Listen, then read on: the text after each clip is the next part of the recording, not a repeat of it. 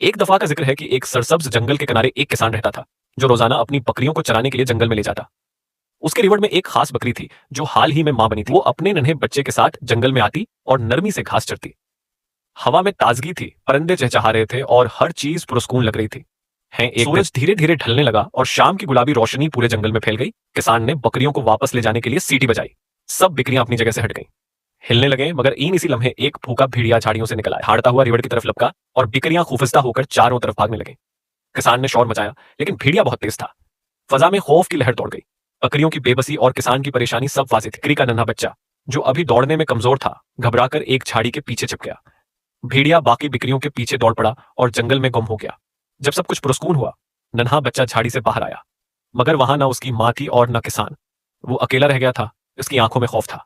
हर तरफ खामोशी छा चुकी थी और जंगल अब पहले की तरह महफूज महसूस नहीं हो रहा था। एक नन्हा खरगोश जो पास ही था उसके करीब आया। उसका नाम चिगड़ू था और वो जंगल में बहुत होशियारी से रहता था। चिगड़ू ने बच्चे को सहारा दिया और बोला, घबराओ मत, मैं तुम्हें तुम्हारी मां तक पहुंचा दूंगा। उसकी आवाज में एक अपनायत थी, एक यकीन था कि सब कुछ ठीक हो जाए। चिगड़ू ने बच्चे का हौसला बढ़ाया और उसे हिम्मत दी। वो आहिस्ता आहिस्ता इस रास्ते पर चलने लगे जहां से बकरियां गई थीं। कुछ देर बाद उन्होंने किसान को बकरियों के साथ खड़ा देखा। जैसे ही बकरी ने अपने बच्चे को आते देखा, वो खुशी से उसकी तरफ दौड़ी और उसे अपने सीने से लगा लिया।